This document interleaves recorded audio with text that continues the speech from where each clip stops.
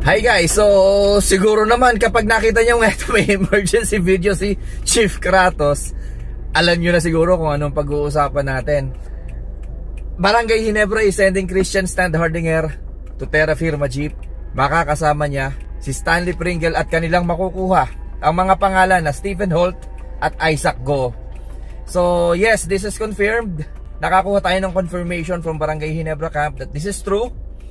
Barangay Ginebra will welcome Stephen Holt and of course Isaac Go. Malalaki ring pangalan, malaking pangalan din ang binitawan ng Barangay Ginebra. This is a very fair trade. Actually, sa nilalaro ni Christian Standhardinger, an MVP candidate, lamang pa dito ang Terra Firma Jeep.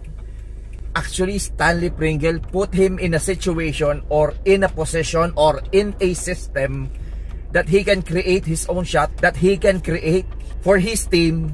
May ilalaro pa itong si Stanley Pringle. Don't be surprised if he will score 20 points, 25 points in a game at maibigay niya yung naibibigay ni Stephen Holt para sa Terra Firma Jeep. I think hindi talo ang Terra Firma Jeep dito kapalit si Stanley Pringle. Because 1 year, 2 years, kayang-kayang ibigay ni Stanley Pringle ang naibigay ni Stephen Holt sa Terra Firma Jeep. And Stephen Holt is already 32 years old. So, hindi natin pwedeng sabihin na mas talagang bata pa si Stephen Holt dahil hindi na rin naman bumabata si Stephen Holt.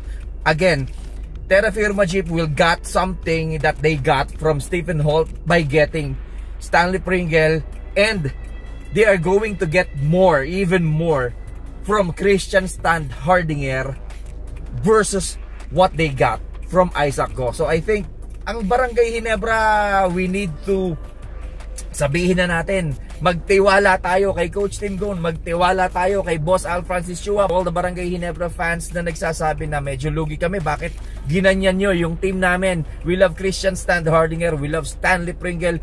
Magtiwala lang kayo kay Coach Tim Cone at magtiwala kayo kay Boss Al Francis Chua. They knew what the best for their team, not the best players for their team. Di ko sinabi na mas magaling sila Isaac Go at Stephen Holt kina Christian Standhardinger at Stanley Pringle. Pero ang sinasabi ko, they knew, Boss Al Francis Chua and Coach Tim Cone, they knew what's best for their team.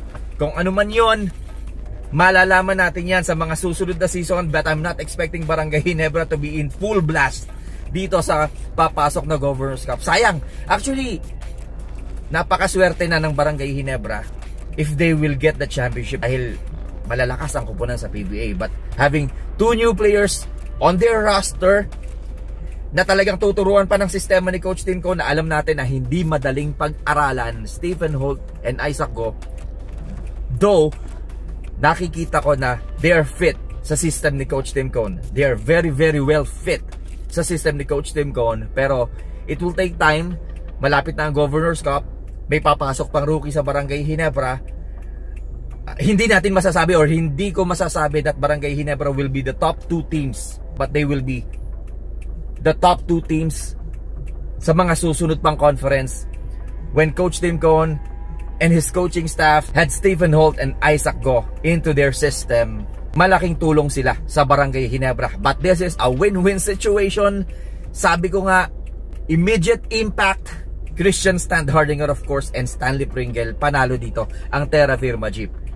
Coach Tim Cone and Boss Al Francis Chua knew what's best for their team. So sa mga Barangay Ginebra fans, huwag kayo masyadong malungkot because there's a lot of potential on Isaac Go and there's a lot of skills that Barangay Ginebra could get from Stephen Holt. So walang talo dito. Terra Firma Jeep, immediate impact.